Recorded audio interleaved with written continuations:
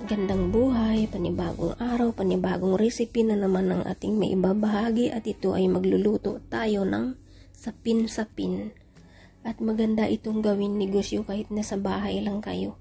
At magsimula na tayo sa ating mga sangkap. Sa isang bowl, maglagay tayo ng 2 cups na rice flour. Isunod natin ang 2 cups na glutinous rice flour. At haluin lang natin gamit ang wire whisk. At isunod natin ang 2 cups na fresh coconut cream. At isunod natin ang 1 can na condensed milk. At susunod natin ang 1 can na evaporated milk. I-combine lang natin lahat ng mga sangkap para mahalo lahat. Gamitan natin ng wire whisk. At gagamitan natin ng strainer or salaan para mas mapino ang ating butter mixture. Kailangan wala siyang namumuo na harina. Ganyan, gamitan pa rin natin ng wire whisk para maisala natin ng mabuti ang ating butter mixture. At isalain pa ulit natin dyan ng pangalawang beses pag nag-divide na tayo ng butter mixture. Ayan, i-divide pala natin ang butter mixture sa 3 parte. Gamit pa rin ang strainer para mas mapino ang ating butter mixture. Ganyan guys, 3 parte ang ating ginawang butter mixture. Dahil 3 kulay ang gagamitin natin dyan. Una ay ubi flavor or ubi food coloring. I-mix natin para mahalo lahat ng kulay para hindi siya malabnaw. Kailangan magpantay siya. At yung pangalawang butter, yellow food coloring ang gamit ko dyan. Pwede din kayong gumamit ng mga food flavoring na kagaya ng langka or banana. Magdagdag pa tayo dyan dahil medyo malabnaw ang ating yellow food coloring. Mas maganda kasi yung matingkad ang kulay niya kasi pag niluto mamaya yan parang napupusyaw. At itong pang 3 ay gamit ko dyan ibuko pandan flavor. Medyo kinulang ako dyan sa pandan flavor. At ito guys, maglagay na tayo sa molder. Unang layer ay ubi flavor ang ginamit ko. Bali 1 cup ang sukat dyan. At tatakpan lang natin. At steam natin ng mga 8 minutes. Kailangan may takip siya ng mabuti. After 8 minutes, ito na ang ating unang layer, luto na. At isusunod natin ang pangalawang layer na yellow color.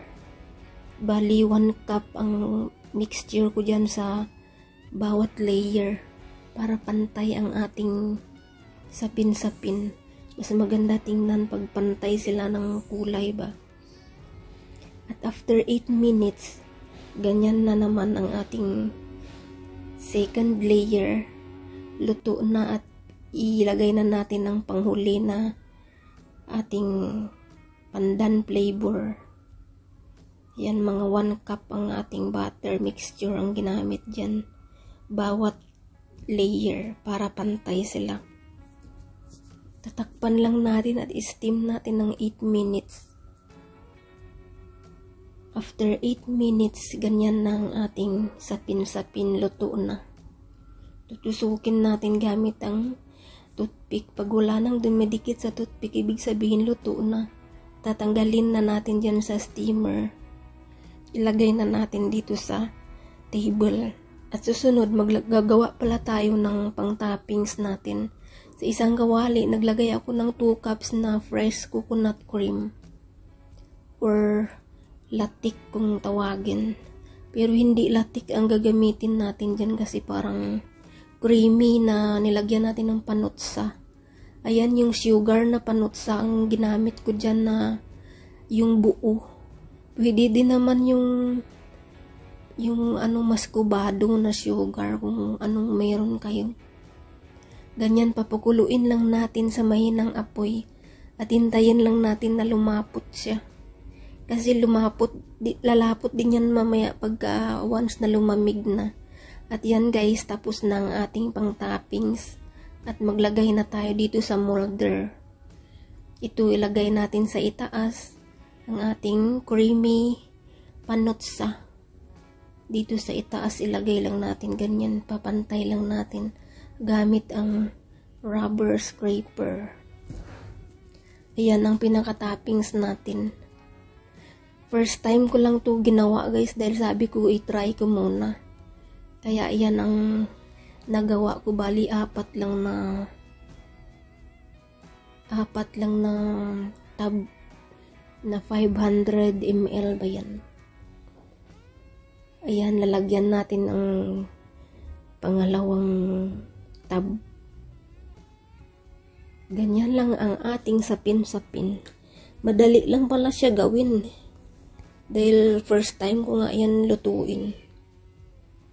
At ayan guys, napakasarap. Ito ang kanyang toppings na creamy panotsa. Malinamnam at matamis. Tsaka talagang sinunod ko kung ano yung nakalagay sa mga recipe. Kaya yan guys ang ating vlog for today. Sa mga hindi pa pala nakapag-follow sa akin, please follow for more para masundan nyo ako sa aking mga vlog. Dahil gagawa pa tayo ng iba't ibang vlog tungkol sa mga pagkain. Ayan guys ang resulta ng ating sapin-sapin with creamy latik.